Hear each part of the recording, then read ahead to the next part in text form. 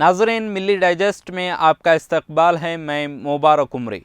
ہندوستان کا مسلمان اس وقت بے قراری کی صورتحال سے دوچار ہے اور چاروں طرف سے ظلم و تشدد کا نشانہ ہے، لیکن اپنے دفاع کے لیے وہ اہل وطن کی طرف ٹکٹکی باندھے ہوئے دیکھ رہا ہے۔ اس کے پاس اپنے دفاع کے لیے کوئی پلاننگ نہیں ہے، یا اسے ہندوستان کی سیکولر روایت پر اتنا اعتماد تھا کہ اس نے اپنے تحفظ اور دفاع کے لیے الگ سے کوئی منصوبہ بندی ہی نہیں کی۔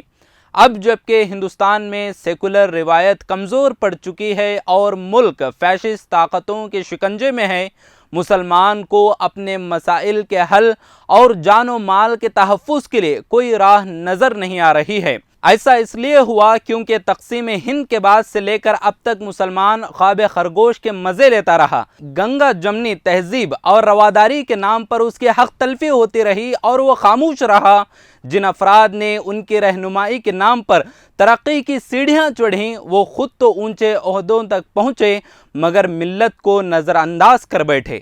نتیجہ یہ ہوا کہ گزشتہ 60-70 سالوں میں مسلمان اس قدر کمزور ہو گیا کہ اس میں اپنی صورتحال کا احتساب کرنے کی سخت بھی باقی نہیں رہی۔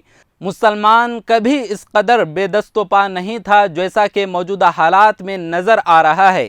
فیشسٹ طاقتوں نے منظم طریقے سے ہندوستان کی سیکولر روایت کو کمزور کیا۔ اس وقت اکثریت طبقہ مسلمانوں کے خلاف متحد ہے اور یہ سمجھتا ہے کہ مسلمان نے ان کے حقوق پر ڈاکہ ڈالا ہے۔ ان سے کوئی یہ پوچھنے والا بھی نہیں ہے کہ گزشتہ 70 سالوں میں مسلمانوں کو ملک کی سرکاروں نے کیا دیا ہے، جس کی بنیاد پر یہ دعویٰ کیا جا رہا ہے۔ سرکاری نوکریوں میں مسلمانوں کا فیصد روز بروز گھٹتا جا رہا ہے، جو شاید آئندہ کچھ سالوں میں صفر رہ جائے گا۔ کیا مسلمان ملک کے اونچے عہدوں پر فائز ہو سکتا ہے؟ ہرگز نہیں۔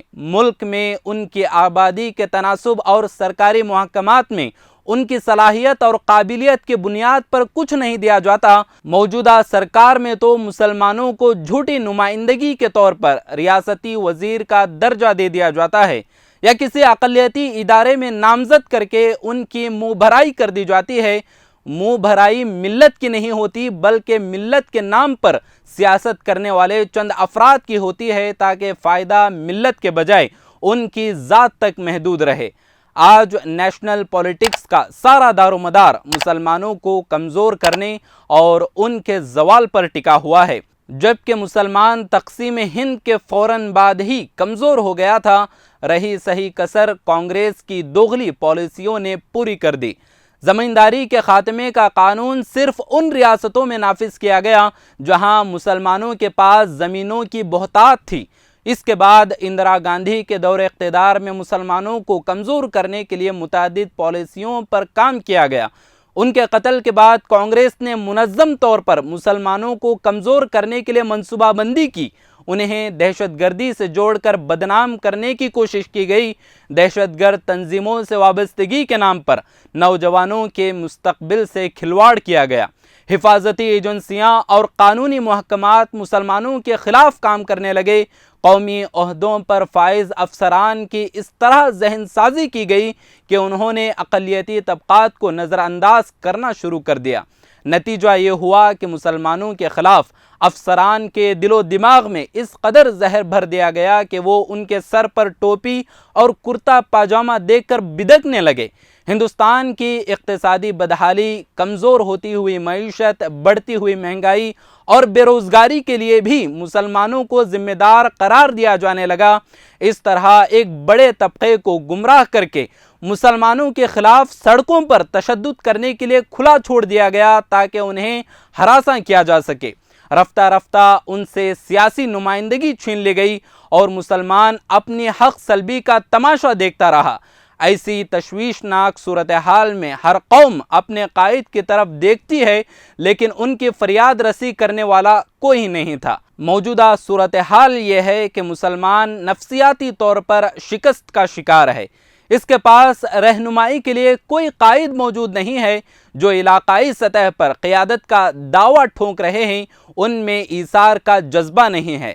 جب تک قائد میں ایثار اور قربانی کا جذبہ موجود نہ ہو، قیادت ڈفلی سے زیادہ اہمیت نہیں رکھتی۔ حقیقت یہ ہے کہ مسلمانوں کے پاس قائد کی کمی نہیں ہے، ایک لمبی چوڑی فہرست ہے، ہر کوئی اپنی قیادت کے لیے نعرہ زن ہے، ہر کسی کو مسلمانوں کا ہمدرد اور پیشوا ہونے کا دعویٰ ہے، مگر انتخابات کے زمانے میں ان کی ہر بانگ صحرا میں آواز دینے والے کی طرح ثابت ہوتی ہے۔ اس سے اندازہ ہوتا ہے کہ مسلمان کتنی مظلومیت اور بے بسی کی زندگی گزار رہا ہے۔